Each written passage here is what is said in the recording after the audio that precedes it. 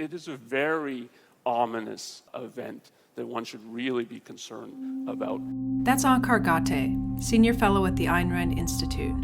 He's speaking at the 2015 Objectivist Summer Conference in Charlotte, North Carolina. In his talk titled Charlie Hebdo, the West, and the Need to Ridicule Religion, he examines the Charlie Hebdo Massacre, where 12 people, 12 cartoonists, editors, building workers, and police officers, were slaughtered by Islamic totalitarians on the morning of January 7th, 2015. The satirical newspaper Charlie Hebdo is famous for ridiculing religion, and in particular for depicting the Islamic prophet Muhammad in cartoons. That's why they were attacked, and that attack sent a message.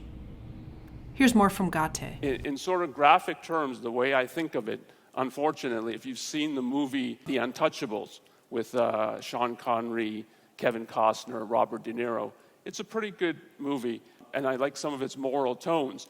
And in that movie, what the Untouchables means is that the few police officers who are willing to go after Capone and the mob are viewed as untouchable because they're not corrupt, they won't take bribes. And then halfway through the movie, Capone's men are able to assassinate one of the police officers in the police precinct and in an elevator, and they write on the elevator in blood, touchable. And that is the message that the Charlie Hebdo assassinations have sent to the Islamic totalitarians. Bombings, arson, vehicle rampage, suicide attacks, spree shootings, issuing fatwas, beheadings, stabbings, kidnappings, hostage-taking, hijacking, bomb threats. Religious fanatics have used many incarnations of terror, death, and destruction, driven by their desire to see an Islamic state ruling over the people of the world. In his talk, Gatay singles out 4 of these events that were the most significant, and not necessarily because of the sheer number of people killed or some other measure of physical destruction, and not because the Islamic totalitarians who perpetrated these brutal acts would celebrate a victory of bloodshed, but because they celebrated a significant moral victory.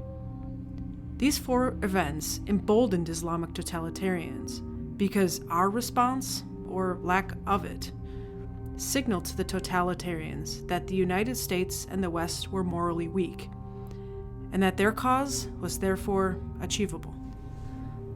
This time on Rise and Fall, we'll examine those 4 events: the Iranian Hostage Crisis, the Salman Rushdie Affair, September 11th, and the Charlie Hebdo Massacre.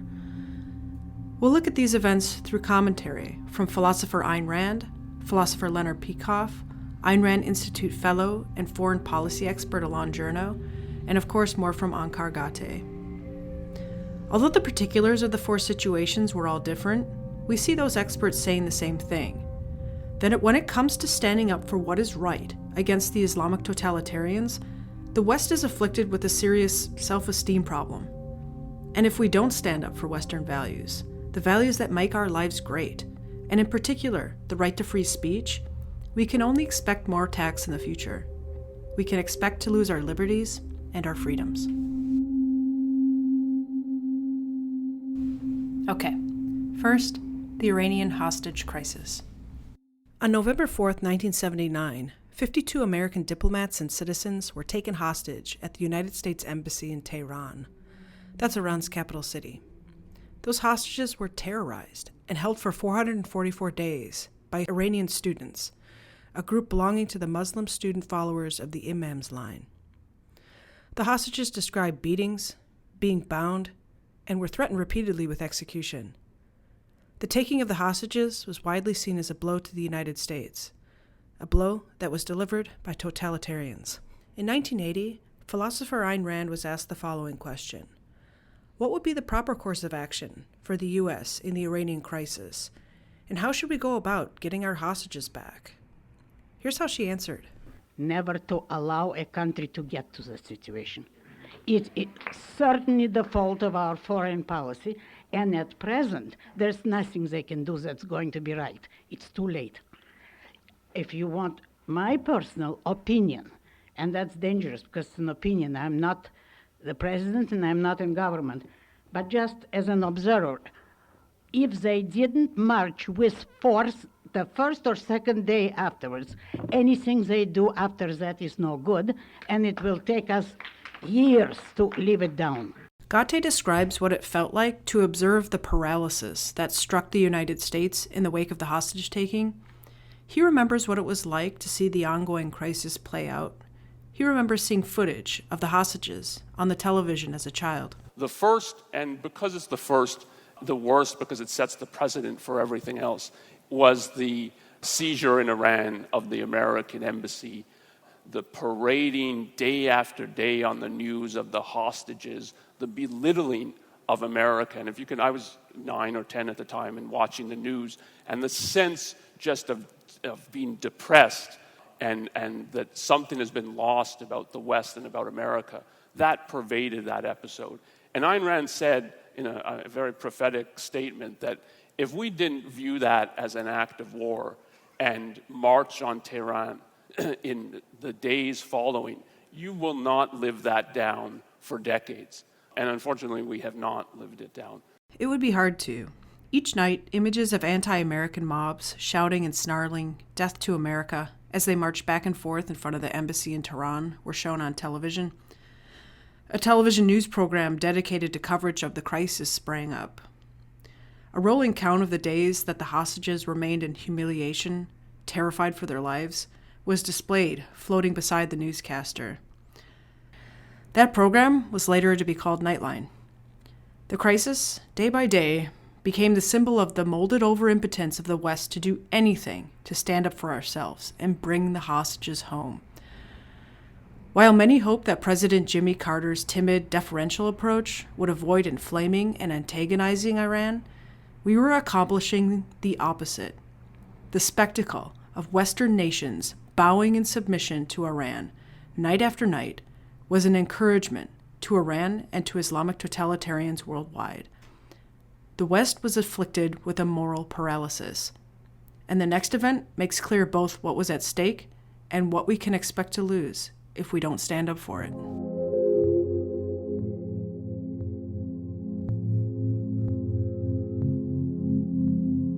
The Salman Rushdie Affair. That's the second event that Gate lists, an event that was significantly emboldening to Islamic totalitarians. In 1989, philosopher Leonard Peikoff was asked about the Salman Rushdie Affair in a Q&A at the Ford Hall Forum. During your talk, you mentioned the Rushdie Affair in passing. Could you comment on that a little more extensively? The Rushdie Affair, yeah. I think the Rushdie Affair was perhaps the worst thing that has happened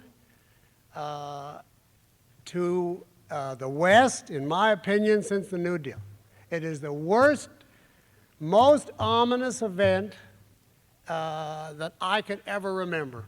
The greatest indication of the corruption and the weakness of the West, and the greatest threat to the future of the West. I feel very passionately about this issue, precisely because of the impotence of the government in response to that. Here's a little refresher on the Salman Rushdie Affair. In 1988, novelist Salman Rushdie published The Satanic Verses, a novel inspired, at least in part, by the life of Muhammad. Many in the Muslim world were angry over the book. They accused Rushdie of blasphemy, and some acted with violence. Bombings and executions were perpetrated as a result of this outpouring of Muslim anger. In 1989, Ayatollah Khomeini of Iran issued a fatwa ordering Muslims to seek out Rushdie and to kill him. Just weeks after the fatwa was issued, Cody's Books, that's a small independent bookstore in Berkeley, California, they had the novel prominently displayed in their window. They were firebombed in the middle of the night, and an undetonated pipe bomb was later discovered in their store. Heroically, the staff of the store unanimously decided to continue to display and sell the book, but many American bookstores pulled the novel from their shelves in fear of being bombed or attacked themselves. By the way, that fatwa remains in place to this day. Now this man, Ayatollah Khomeini, has engendered nationwide terror.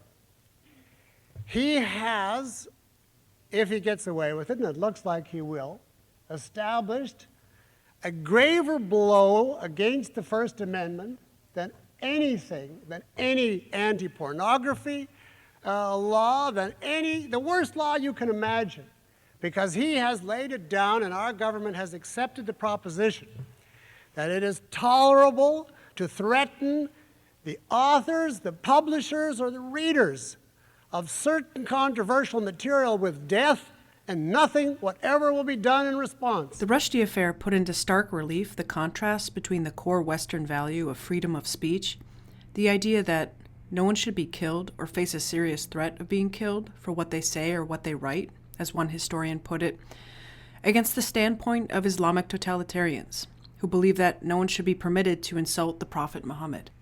It's clear that the Ayatollah and Islamic totalitarians who reacted with violence towards Rushdie and anyone who wanted to read the book, it's clear that they were motivated by ideas that are anathema to freedom of speech, and they acted to kill those who were saying things that they didn't want to be said. But it was the failure of the government of the United States to stand up and morally defend the right of freedom of speech that Peikoff argues was a graver blow to the First Amendment than the totalitarians could ever deliver. There is no more future for the United States if this kind of an action can take place, because it amounts to saying America has completely abdicated. It's capitulated. Anybody, any pipsqueak foreigner with a hit squad can stop anybody from saying anything. And this is what has become of the land of the free and the home of the brave.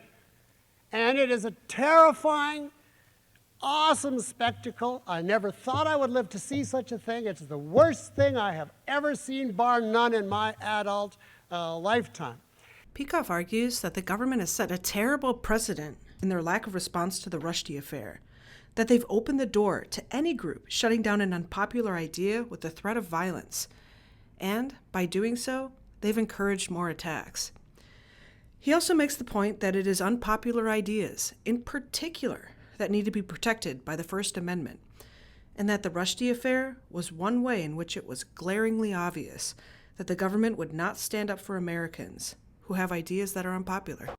The only way that unpopular ideas, the only thing left that isn't either preempted by the establishment and closed, the only thing, or completely blandized out like TV, the only thing left is publishers and bookstores who are commercial businessmen, and they will not take the risk, and you can't ask them to take the risk if controversy means death. And since the government has abdicated, that is the position. And when that goes, when the bookstores and the publishers start, as they have no alternative now but to do, they're not going to come out and say openly, we are going to stop publishing. They'll just say, I don't think this book really has a good chance, and so on. They'll dress it up. When that happens, that is the end. There's no more free speech then. You don't have to have a government. You don't have to have censorship. You don't have to have policemen or brown shirts. You can thank George Bush for the whole thing, because he had the means of stopping it. And I say to you, and I'm not Nostradamus, it is going to happen. Not just it might, it has to happen. I just can't predict the time scale, and I hope and pray I'm dead before it does. Does that answer your question? I've only played you a few clips from Peikoff's answer. He goes on for over 10 minutes.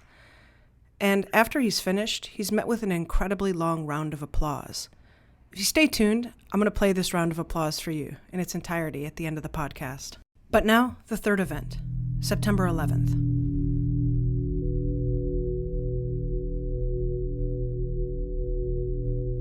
I had just woken up and turned the TV on, and like millions of other Americans, I was watching the screen grief-stricken and shocked. That's Ayn Rand Institute fellow and foreign policy expert Alain Journo. I wanted to talk to him about September 11th because that's a subject that he's written extensively about. In the interview, he talks about this idea that the totalitarians were morally emboldened by this event. Here's more from our conversation. What did the attacks represent to you? The attacks represented a obviously large-scale but also symbolic attack by a movement that had been attacking America for years at different levels of sophistication. That's the Islamic Totalitarian movement. And 9/11 was for them a triumph. They managed to inflict real harm on America, something they'd been planning to do, had declared as their goal for many years, and here they had achieved it. They managed to kill thousands of people and target specifically the symbols of American power, both Wall Street and Washington's political, economic power, which to them is an affront because it stands in direct rebuke to their doctrine, which is that piety, the belief in totalitarian Islam, is the means to power. So here they were affirming their own doctrine in action. By tearing us down. Exactly. So what should we have done? What was the response that was needed? This is the subject of the book I put together, Winning the Unwinnable War.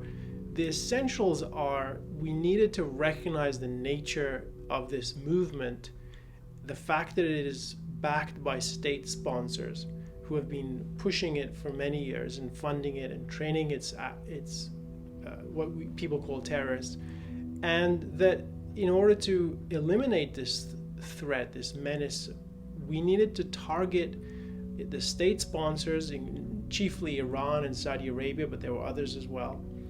And in doing so, be proudly and assertively explaining that we regard this movement as morally evil and that our goal is to demoralize this group so that they believe that their ideal, as grandiose as it is, of a worldwide dominion under Islamic law is unachievable, that their cause is lost. If we did that, and the book articulates the steps we would have to take to achieve that goal, and I think it was entirely achievable 15 years ago, and in some ways it could still be done today. Had we done that, we would not be facing the menace that we do today, which is stronger than it was before 9/11. So are you saying that our lack of response or set the stage for the things to come, like the Charlie Hebdo massacre? Definitely, and one of the consequences of our failed policy response, which is what I talk about in the book, is that we appeased instead of opposed this enemy, and we enabled it to gain more power in the Middle East. This is the legacy of Bush's policy. As we failed to defeat it, we also encouraged it, and I definitely think that the attacks of 9/11 and then practically a decade of failed American response in the Middle East led the Islamists to believe that, yes, their cause is achievable and that they should be enforcing their doctrines in the West. So the attack on Charlie Hebdo was an attack intended to say, you must live under our view of what is blasphemy and our view of what is appropriate to say and not to say. We repudiate the freedom of speech. And I think that the idea that they could do that was encouraged by this long string of attacks that they succeeded in implementing, and the fact that they have grounds to believe their cause is still achievable. So after the Charlie Hebdo massacre, there's attacks in Paris, San Bernardino, and now most recently Brussels. Is this what we can expect to happen in the future? What the precise shape of the attacks will look like, it's hard to say, but will there be more attacks at different scales, different actors, different locations? I think that's true. That is something we should expect. And it's primarily the result of the fact that we have not defeated this movement and we have let the followers of Islamic totalitarianism believe that their cause is achievable. And this is a movement driven by the desire to achieve what they regard as a moral ideal. And so long as they believe that that's doable, they'll keep pursuing it.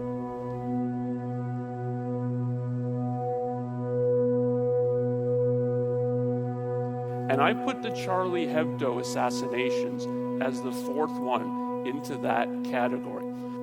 And I thought at the time, this is going to give them tremendous inspiration. You're going to see attacks immediately following, as you saw in Copenhagen on Lars Vilks, and as we saw now in Garland, Texas, at the cartoon contest. Because what that signaled to them was, here was people who've been on a hit list for years who had some amount of government protection. You can argue about how well they were protected at Charlie Hebdo in Paris, but they had some protection, and they were able to assassinate them nevertheless. Gate, in his talk, puts the Charlie Hebdo assassinations as fourth on the list of events that significantly embolden Islamic totalitarians.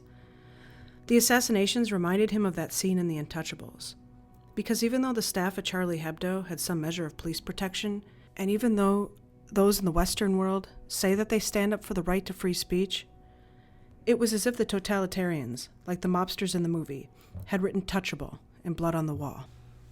What is touchable? Our ideals.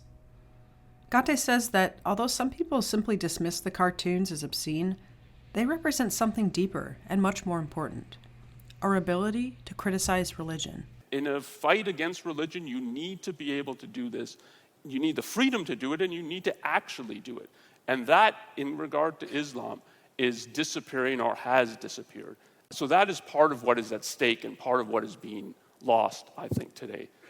And if you look at it just in terms of what it says about the West, and if in just sense of life terms, I mean, my view is if you've got a bunch of dark age mentalities running around, publishing hit lists and assassinating people, telling them what you can and cannot say, what you can and cannot think, what you can and cannot draw.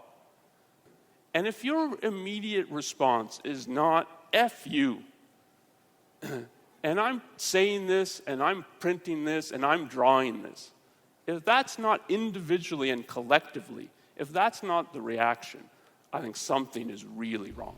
So as a citizen, not as the President of the United States, not as someone who is involved in government or foreign policy, what can we do to stand up for the right of free speech? To make it clear that the Western way of life is moral, that we will not cower in the face of those who want to bring us down? Well, after the Charlie Hebdo massacre, Gate invited anyone who values his life and freedom to stand with the victims by posting and publicizing the cartoons, to make very public the content that the totalitarians didn't want us to see. And when it comes to everyday life, what can we do to stand up to the religious leaders and their faithful followers who threaten and murder individuals for daring to speak? Openly, proudly, self-confidently declaring that one is an atheist. To make it seem culturally, because it is, that being an atheist is a normal, to be expected, rational position. I mean, I think one's attitude, what you should convey when someone asks you, are you an atheist? It should be, yeah, I'm an atheist, aren't you? Give support and sanctuary to people who are trying to get rid of their religion. And when we're in now a period of a resurgence in the legitimacy of faith, I think it's important to be outspoken as an atheist, not militant. Be militant for positive things, but outspoken as an atheist. And it has done good things in the U.S. already, I think, as a result of the new atheists pushing this, and it would do more if more people would do this. You've been listening to Rise and Fall, How Ideas Move the World. This podcast is created by me, Amanda Maxim, and the Ayn Rand Institute. Music was by Poddington Bear and Chris Zabriskie. What did you think? Give me a call on our fall line at 888-673-5553. Ask a question or leave an answer. You might hear yourself on the air. A new book was just released by Alain Journo and Onkar Gate titled Failing to Confront Islamic Totalitarianism, From George W. Bush to Barack Obama and Beyond. In it, you'll find a series of quick essays on America's response to terrorist attacks, including September 11th, the Orlando nightclub shooting, the Charlie Hebdo massacre, among others, and America's relationship to countries that house and encourage totalitarians, what needs to be done, and what's stopping us from getting rid of the threat of Islamic totalitarianism for good. That's Failing to Confront Islamic Totalitarianism. Find out how you can defend your right to free speech by visiting AynRand.org. And more episodes of this podcast are available at AynRand.org/riseandfall. If you enjoy this podcast and you want to hear more episodes, subscribe on iTunes and leave us a 5-star review. That's your recommendation, and it's valuable. Thank you. And now for that remarkable round of applause. Does that answer your question?